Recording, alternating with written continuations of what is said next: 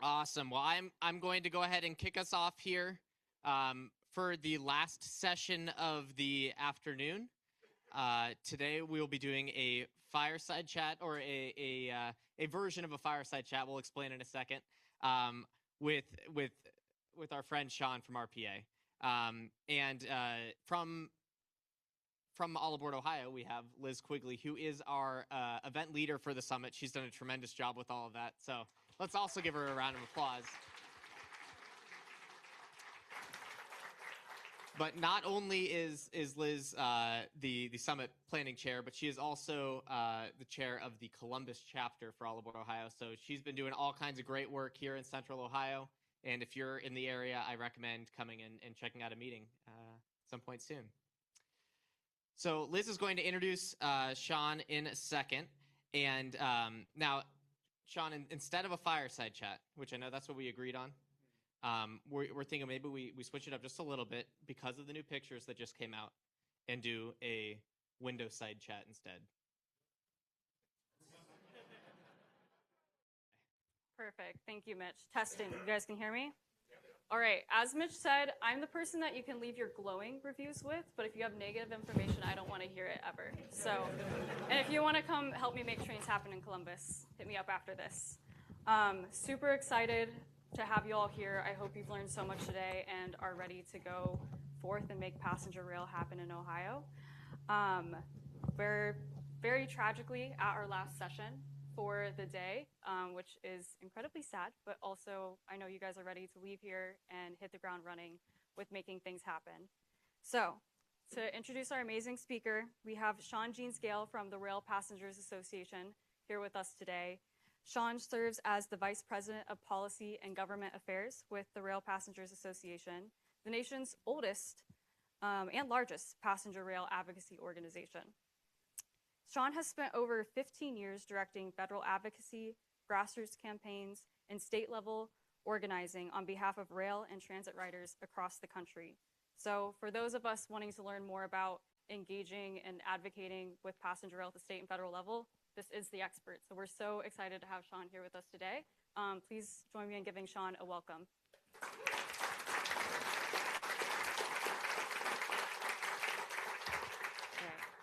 And a quick housekeeping reminder, if you have any questions for Q&A, put those on your note card, hold that note card up, and our volunteers will collect those from you, and we'll get to that at the end.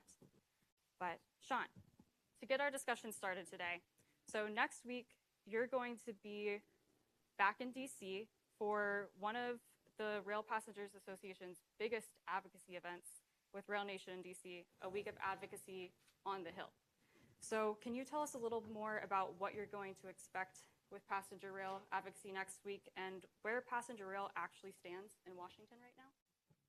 Yeah, of course. And thanks for that intro. It's very kind, and thanks for having me. It's been a great roster of speakers. And next week, our organization is going to be having a series of meetings where passenger advocates like yourselves will travel from all across the country, come to DC.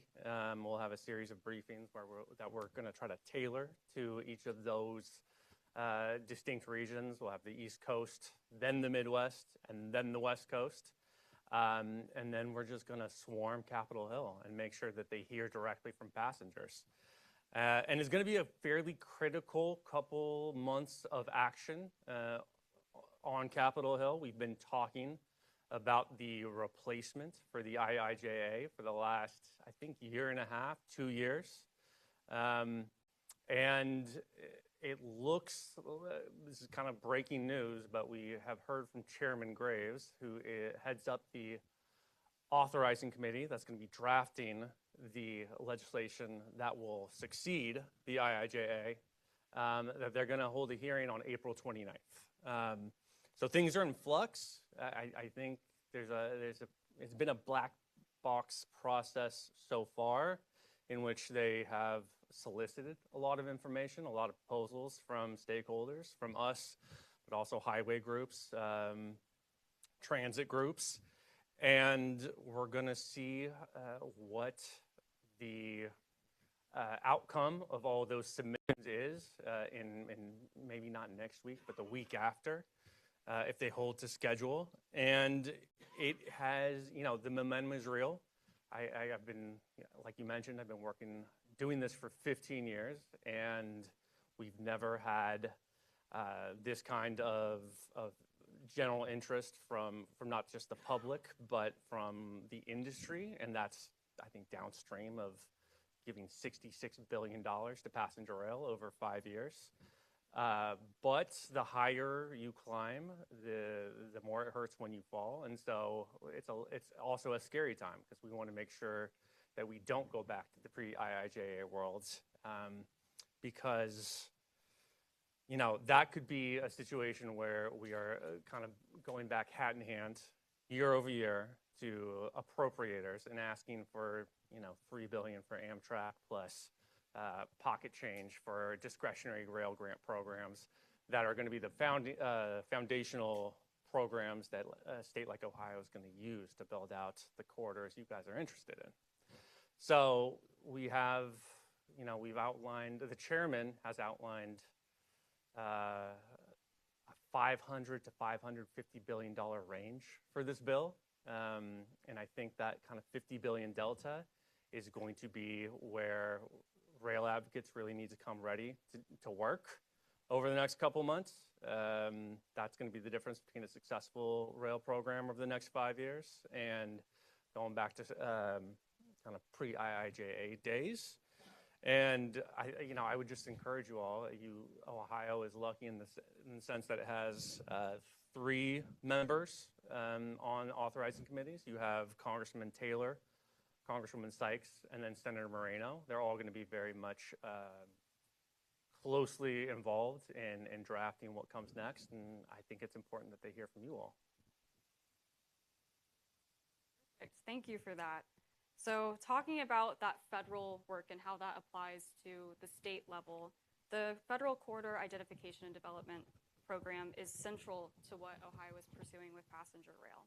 For folks in the room who might not be super familiar with that process, what does the program unlock, and what does the state need to do? What does Ohio need to do to make the most of it? Yeah, so, I think we've been hearing about the CID program all day. It was intended, it was drafted by Congress as a way to build a pipeline of corridors that were ready to build. I was there in DC when they passed the Recovery Act, which threw $8 billion at passenger rail projects around the country, and some states were ready to go, but a lot more just had kind of notions.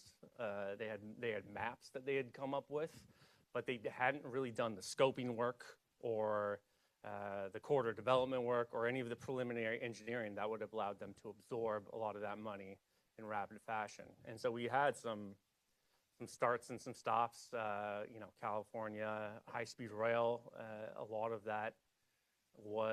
the problems that they had to deal with was they received this influx of federal money, and they weren't ready to spend it yet. So they tried to reorganize the corridor so that they could get that money out the door in time, before the deadline when it would get rescinded by the federal government. And that ended up not working out for them. But I think what the Corridor ID program is trying to do is plant 69 seeds around the country, and not all those seeds are gonna, bloom. I don't think they are intended to. I think it is seed money in the sense that a lot of these are kind of startup corridors, and they are trying to give resources to states to make sure that when the next tranche of money comes, they are ready to spend it out. I thought Joe had a great story about the Hyperloop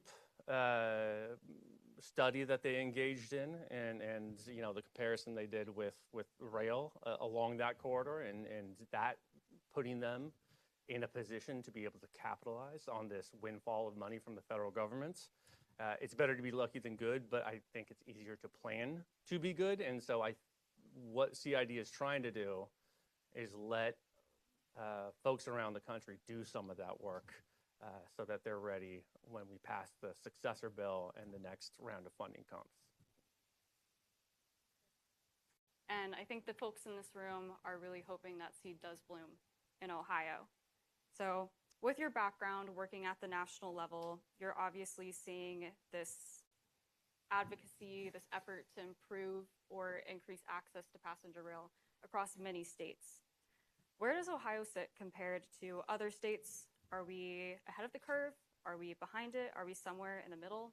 Which states should we be looking to for inspiration regarding improving and increasing access to passenger rail? Yeah. Well, this has been an eye-opening event for me. I can tell you, I rank you guys higher at the end of today than I did last week. So I think it's really kudos to all aboard Ohio. Thank you all for showing up. I think that grassroots support is important. I think having those broad cross-sectional coalitions where you're bringing not just advocates but business groups and labor. We'll be hearing from rail labor next week in DC. I think they're a huge part of the components. And so local elected officials at the state level and the city level. But when I think about success stories, the first thing that pops to mind is the Commonwealth of Virginia. A little bit of it is geography is destiny. They are right across the river from the Northeast Corridor. And so they have this really successful route that they can just kind of tap into. And I think there was a lot of lawmakers who were traveling from Richmond to DC, and they would ride this crappy train and get to DC, and then all of a sudden they would just see a jump in quality. And that helped act as inspiration. And so what they did was they passed a piece of legislation that provided dedicated funding at the state level, at the Commonwealth level. And part of it was siphoning a little bit from the gas tax. Some of it was having a general fund revenue drawdown. They also had a sales tax and I believe a tax on rental cars. So they had a very diverse revenue streams coming into the Passenger Rail Development Fund. And that really kind of kicked their development into overdrive. It got them to the point where they were able to partner with the federal government to purchase that main Richmond to DC spine from CSX. And so now they control their destiny. And I think there's going to be a lot of states who could benefit from that kind of model where they get the dedicated revenue and then they start looking at underutilized freight corridors. It's a very capital-intensive industry, and we've seen a number of freight railroads who have shown themselves willing to offload certain corridors to state agencies.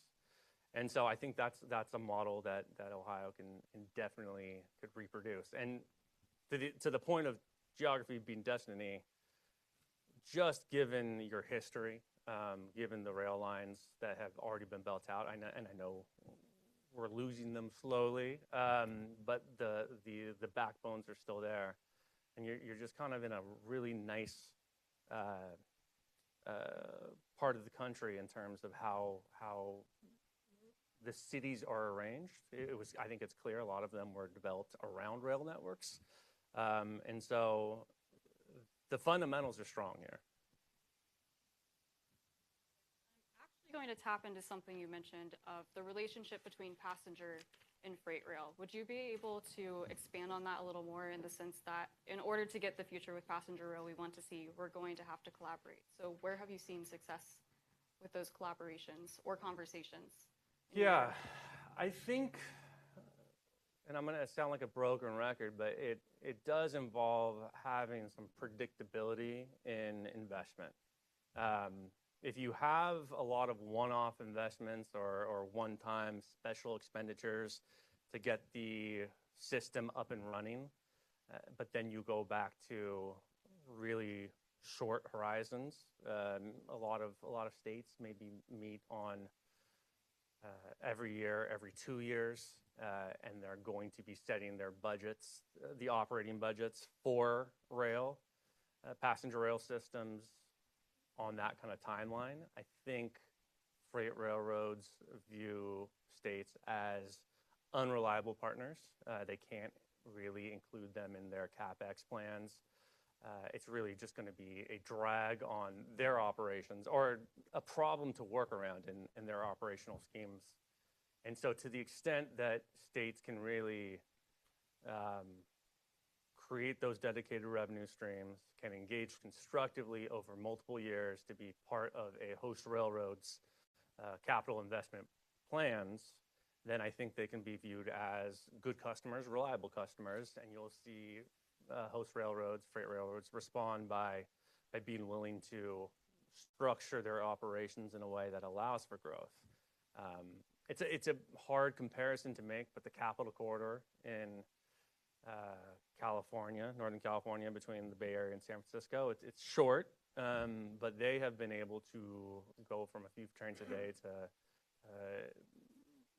2-3x that amount of daily frequencies, just by making sure that when they talk to UP, they are letting them know, like, here's our long-term plan, and we're willing to come to the table with money to help make sure we are upgrading your signaling, your sidings, all the physical infrastructure that will allow you to continue to carry freight in an efficient fashion.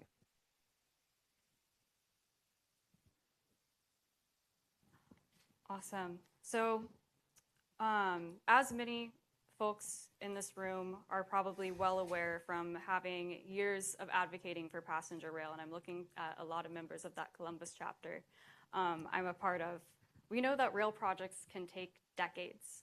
And with this timeline, administrations change. We saw here in Ohio in the early 2000s that we were close to having construction of the Cleveland, Columbus, Cincinnati line, only for it to be killed off by a new governor. So with these investments in infrastructure, how do you build political durability so that they can survive election cycles? Yeah. Well, that's the billion-dollar question, and I think we all have to think hard about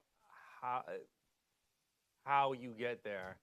One way, I think, to lower the degree of difficulty is to speed project delivery.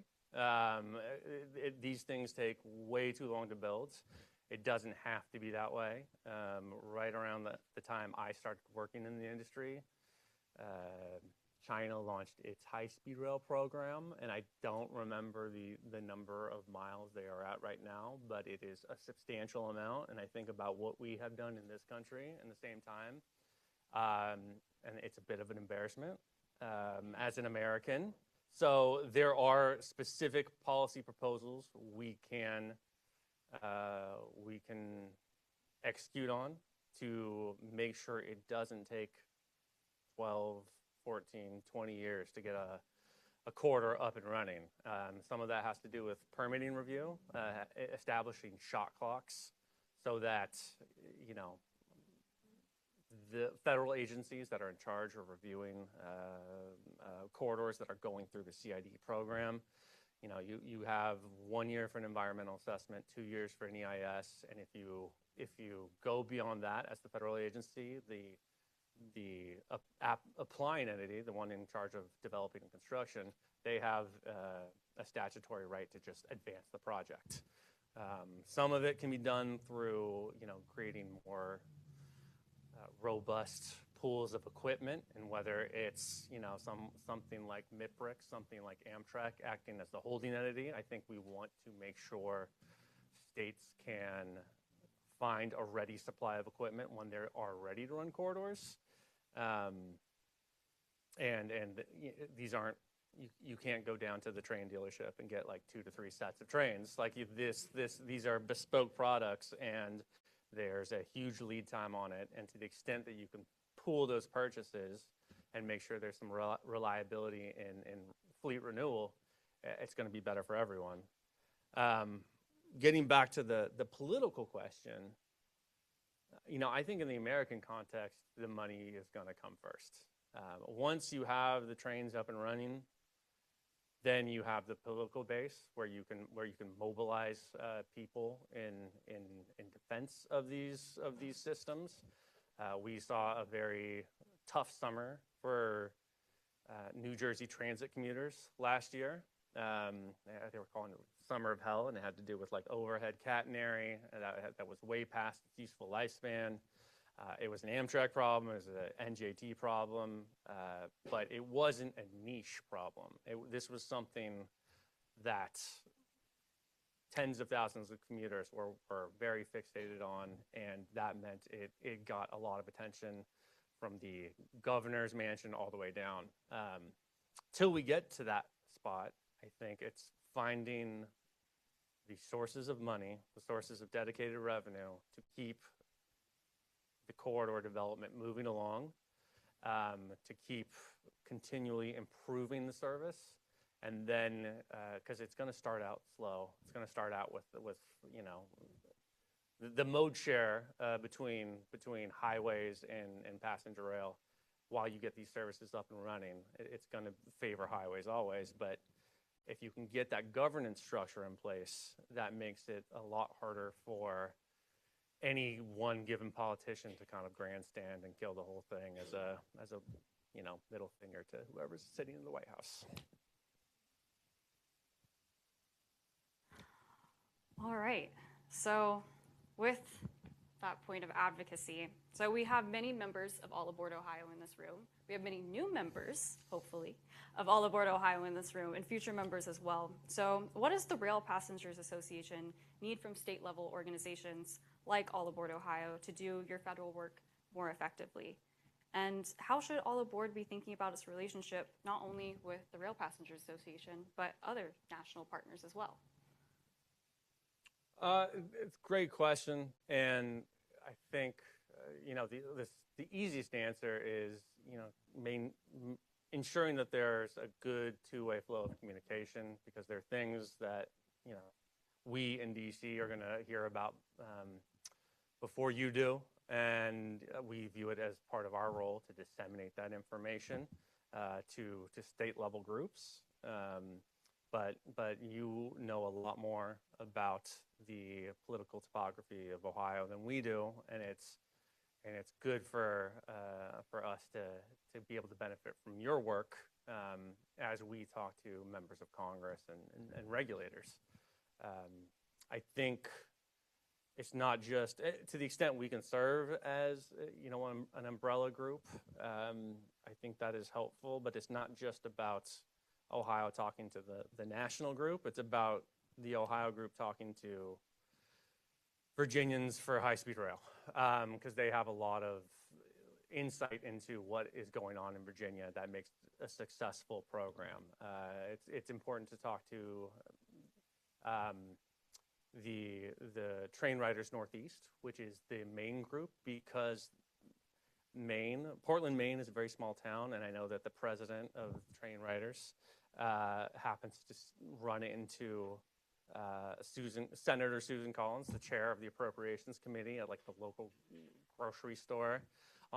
Whenever, you know, Congress is out of session, we're going to have a past chair and current president of the Texas Rail Advocates coming into DC next week to be part of our advocacy week, and he's going to go talk to Senator Cruz, who's chair of the Senate Committee on Commerce, which is going to be drafting the Senate companion bill that's going to replace IIJA. And so they, as Texans, as someone who is a constituent of Senator Cruz, can get into certain rooms that would be a lot harder for us. And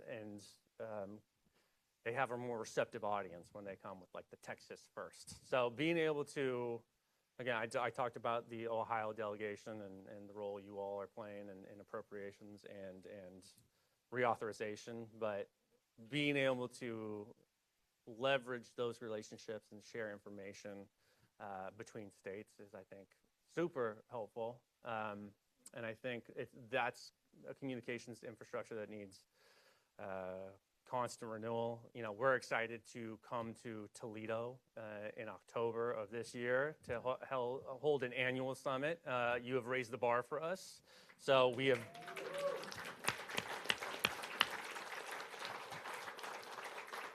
we've started planning 2 weeks ago, and we're going to need all that time to kind of match the agenda you guys put together. But stay tuned because we're going to sign a contract with the hotel pretty soon, and we're excited to get back, to come back, and we'll be able to report on what the outcome of all the legislative activity is that has happened, that will have happened this summer.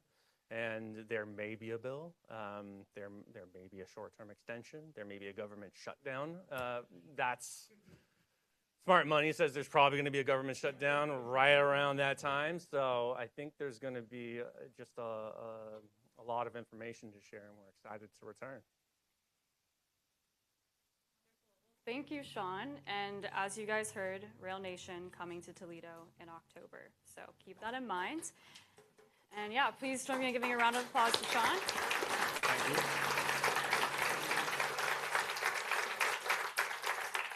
And I believe we might have time for some Q&A.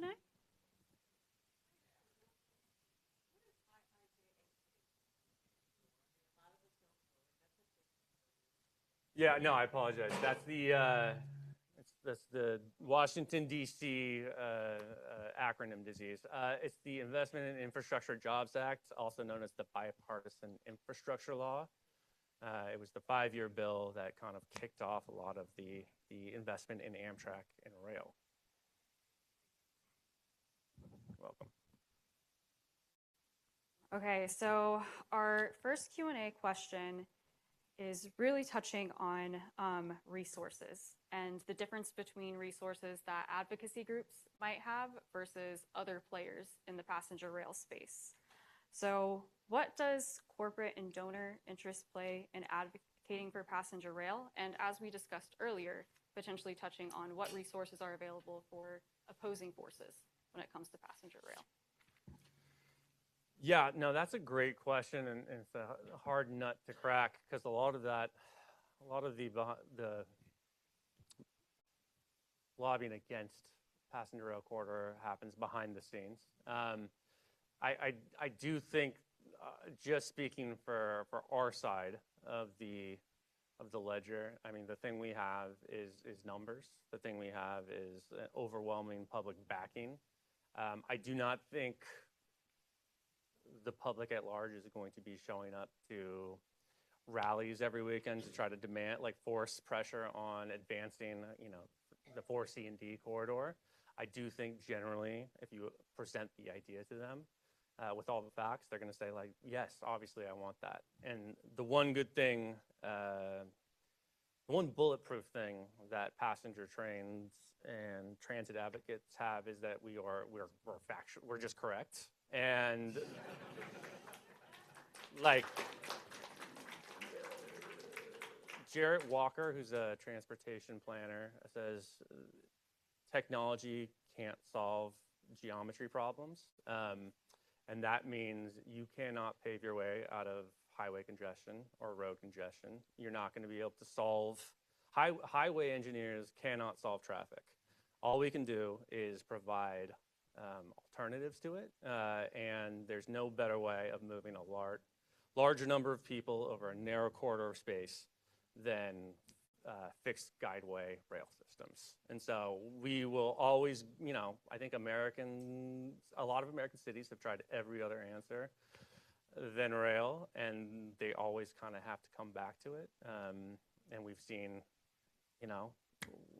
we saw Ohio kind of, I don't know if you'd say fumble the ball or whatever 15 years ago, but certainly they kind of squandered an opportunity to launch developments, and we're right back here because Columbus is a rapidly growing city, and it's a great problem to have. It's good for the economy, but traffic is just going to get steadily more miserable, and the time to plan to accommodate all that growth is right now.